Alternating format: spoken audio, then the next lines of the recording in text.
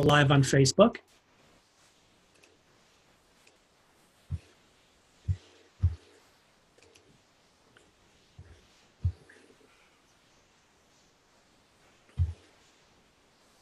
Hey there, everybody. This is Brian King, the Mindset King. I have the privilege today of being joined by my good friend, Nick Elkins. Nick and I met, I think, face-to-face officially, virtually, that is, about a year ago, because we joined a mastermind together. And there are a lot of wonderful conversations that happen in the Facebook group for that mastermind, and this morning was no exception. The topic of comparison came up, and that's a big one in anybody's life. The idea that we need to keep up with the Joneses, that there's people out there that are crushing it or killing it or hustling better than we are, and if we can't match or exceed their results, we are somehow not good enough, not lacking.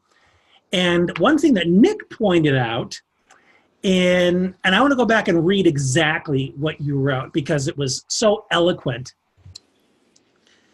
Nick said he thinks the reason that people get caught up in competing against each other is because there's a tangible mark to measure against. That's easier to find than having to do the hard work of introspection, the inner game. Competing against yourself and being productive requires you to look inward, something I think a lot of people struggle with. So spot on, because that is where the rubber meets the road, is the inner game, your mindset, your self-talk. And one thing I want to give you a chance to do is share with everybody where this shows up in your own life, because you help people with their finances, right? Right. And there's a whole lot of compete. Oh, my neighbor got the great car. I got to go and get the nice car. And they keep themselves in a lot of debt unnecessarily, even though they have plenty of money, yes, all because they're doing that competing and comparing. So tell us first how that shows up in your life, the competing, and then tell us how it shows up in the life of your clients. Sure. Great question. I think, the easiest place to go is the financial example, right? So at 22 years old, my wife and I buy a house, not because we need a house, but because friends of ours are buying a house. And why wouldn't we do it? And it was quite possibly the worst financial mistake we've ever made, because we bought in 2009. We thought that the market was at its bottom. The house that we bought appraised a year before, the same model appraised for $257. We bought it at $205. We were like, that's a great investment. A year and a half later, it was worth $140. So much can happen in the year with a bad economy, huh? Right. So that was one of my really first tangible moments of, oh crap, keeping up with the Joneses got me into trouble. My entire life, I was very externally motivated by competition, whether it was competing against somebody else to get the best grade in the class, or competing against somebody else in the swimming pool. I was a high school swimmer.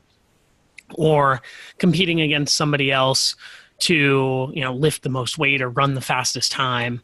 And the first time that I can remember where I stopped worrying about competing against someone else and I started worrying about competing against myself was my senior year of high school.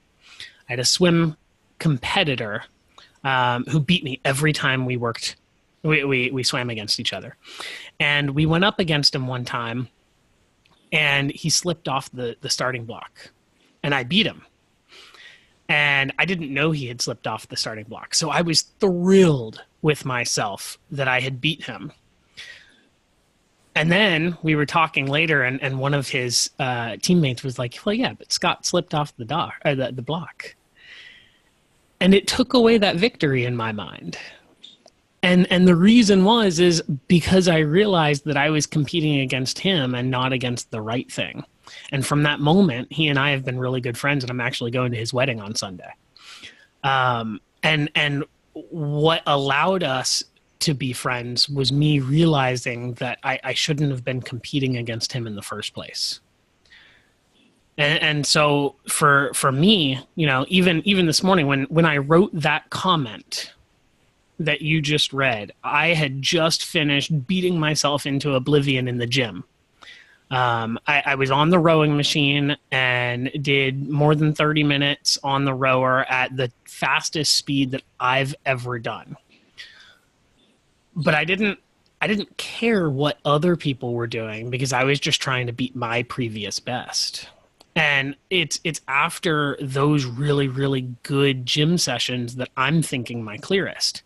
And I think it's because it allows you to separate yourself from the day-to-day monotony. It allows you to give yourself clarity and be able to think inwardly, like you said.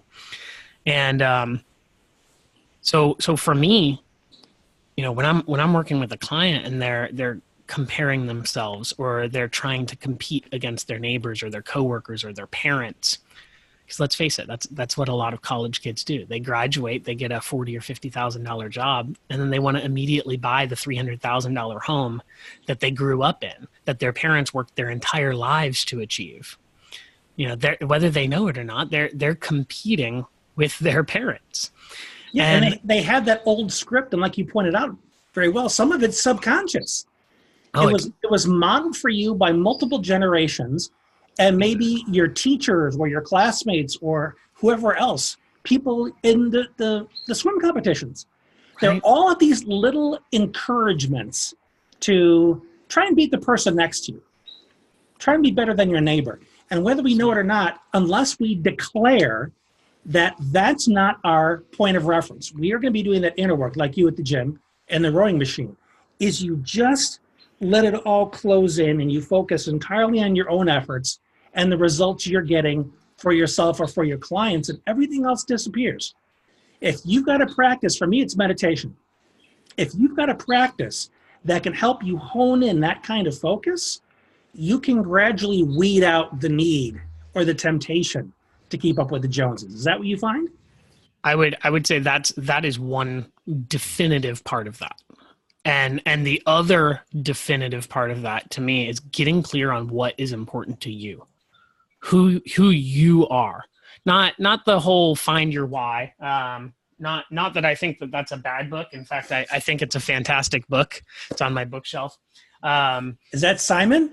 Yes. Simon Sinek. Simon Sinek. Yeah. Yeah. I know you and I are both fans. But really getting clear on what's important to you and who you are and what your values are, and using that as kind of the carrot to keep you focused.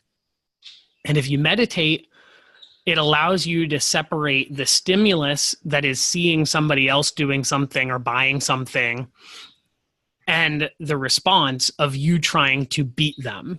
The meditation allows you to insert a barrier between that stimulus and response.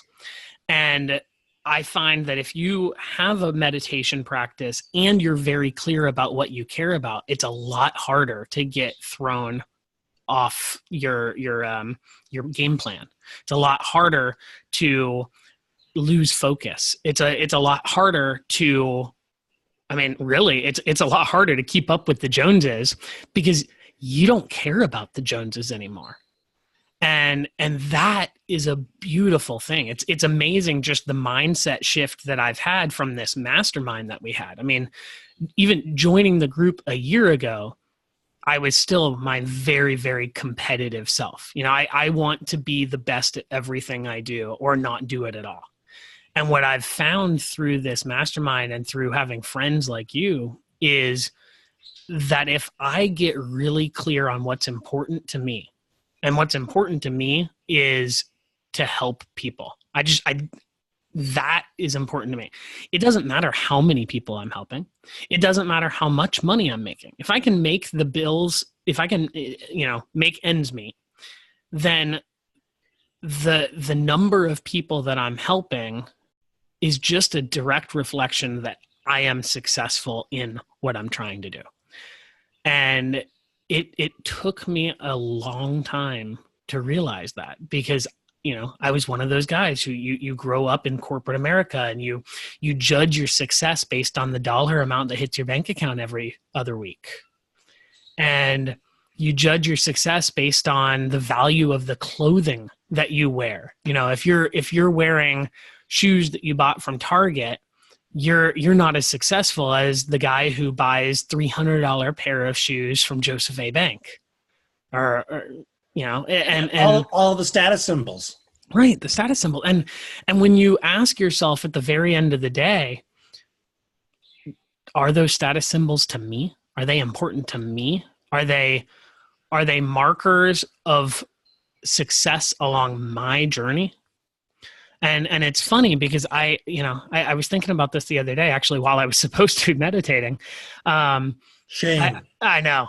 It was a valuable thought in and of itself, though. I look back on high school and the people that I kind of almost pitied because they weren't caught up in the status symbols and they weren't competing, I realized they had it right all along. What was it about the way they conducted themselves that showed you, hey, they know something that's not worthy of competing against, something that's worthy of modeling? Well, what's funny is it took me until probably 30 years old to realize that they did know something. Right? It took me not caring about competition and comparison anymore to realize that. And I don't know if that's reticular activation, the yellow Jeep syndrome. You don't think about a yellow Jeep until you consider buying one, and then you see one everywhere you go. Yeah. Now that I'm not as internally motivated by beating out the person next to me, I look back and I'm like, those people seemed content with where they were. And at that time, I thought being content was a bad thing. I equated content to complacency.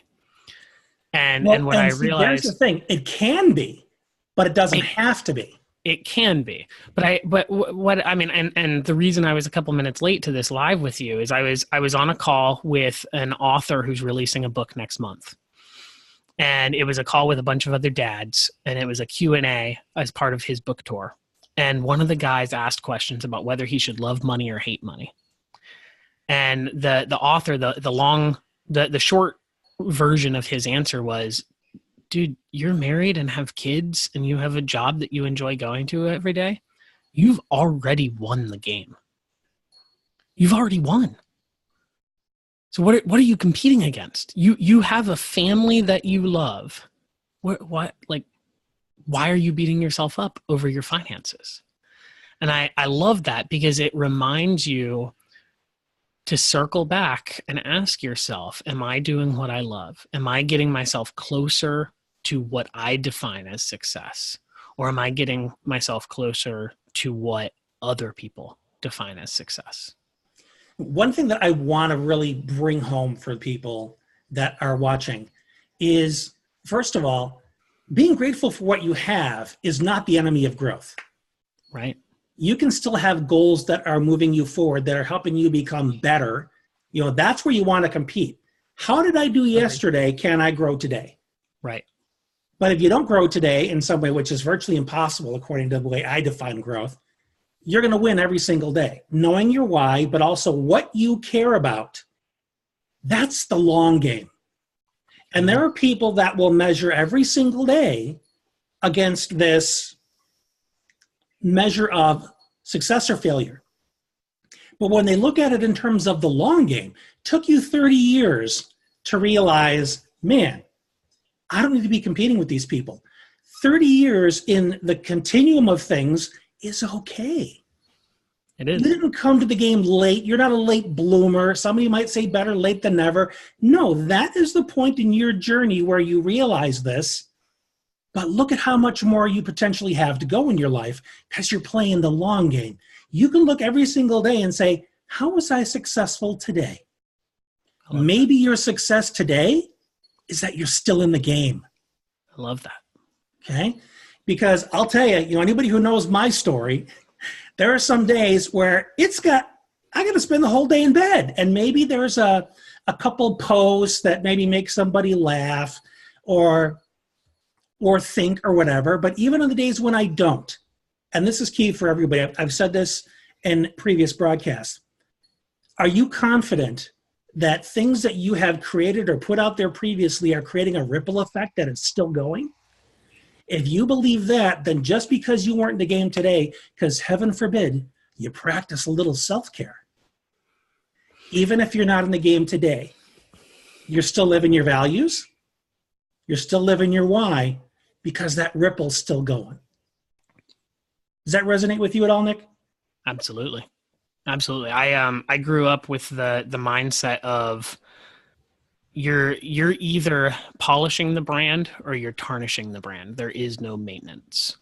You're either getting better or you're getting worse. There's no standing still. And for me, taking days off was getting worse. And it took until the last year to realize that taking a day off was actually getting me closer to my goal, because it was allowing me to rest up and come back harder and stronger the next day. Yeah, living in the, what do you want to call it, in the realm of hustle, and all, there tends to be a very black and white way of looking at it. You know, you're living or you're dying. Right. You know, you're working or you're being lazy. Life is not black and white. It's not. And we all, especially the competitive people among us, get caught up in the binary way of looking at life. And there are so many different shades between black and white. And no, that's not a movie reference. But there are so many different shades there. You have to figure out which shade is yours. You have to figure out what matters to you. You know, I mean, the mastermind that we're a part of, the gentleman we met through, he values time with his kids. And a very large portion of how he defines success internally is how much time he's spending with them. And that to me, I mean, that to me is a huge calling card for the type of person that I want to surround myself with, the type of person that I want to be.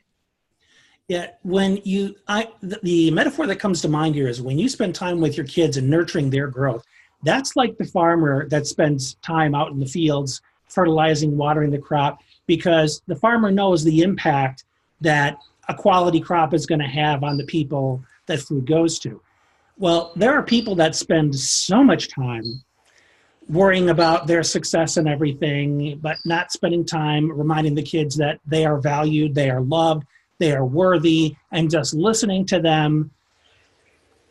That's your legacy. Right. Your legacy is your kids. You know, as much as I admire Gandhi, there are plenty of stories about how much his kids hated him because he wanted to save India and not be a dad. And he totally ignored his kids. He didn't find that balance. So finding that balance, realizing that life and business are not separate. If you're doing things in business that are at the expense of your children or your family, maybe you're living for the wrong stuff. Here are the definitions of success for me. Did somebody make you a tie? That is a Father's Day tie from one of my children. Well, I got to tell you, man, that is the best tie I've ever seen. I like it. I think I should wear it for the remainder of this live. It was made with love and not in some oppressive sweatshop in Uzbekistan. Yeah, in Bangladesh. made with love. Exactly. So what is a bottom line takeaway you think we can give people from this discussion? You share yours, I'll share mine. Get really, really clear about what's important to you and who you are, and chase that. Stop chasing somebody else's dream. One thing that I want to add to the benefit of exercise, meditation, something that allows you to just simply be present with what's happening between your ears, is, you know, just taking a walk, riding a bike. The importance is getting in touch with that story. Yes. Because there is getting in touch with your why. Well, what's the story about that why? Well, I want to serve these people. I want to serve them in this way and create this outcome. And if everything works in coordination, it'll create this change in the world. That story can be what drives you to go out there and make a meaningful contribution to the world in which lives are improved, or in which your nest is feathered with more stuff that only you care about. Everybody else might be saying, oh, there he is showing off again, taking a picture in front of his big house. But it's the story that tells you, what have I decided to believe is true about where my time and energy needs to be spent? And if it's competing against everybody else and you're exhausted and you can never do good enough, it is time to unlearn that story. It's okay to look back upon the people that taught you that story and say, I politely disagree. I want to choose a different path that's more in alignment with what's valuable to me, with what my why is, so that I can leave a more personal, heartfelt mark by just fully expressing myself in this world. Get rid of that story and replace it with one that is more focused, that's in your lane. Put blinders on to the rest of the distractions and focus on what you do well and rock at it, and trust the universe to take care of everything else. But you've got to play your game. So that's my 2 cents on that.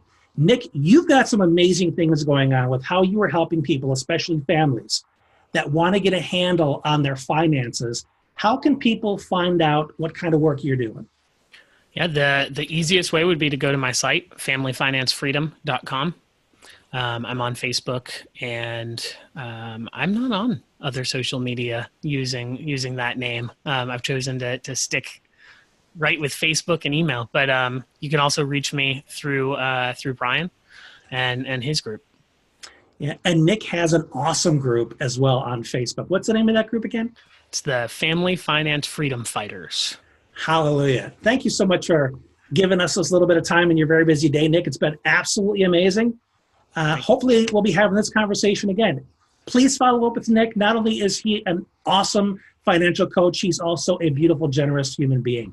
So make sure you connect with my boy, Nick. All right. Have an awesome day, man. It's been great chatting with you. Thank you, Brian. And make sure that you follow me at themindsetking.com. That's where you're going to see all of my services, my podcasts, and all kinds of other goodies. So until next time, this has been Brian. Thanks for being you.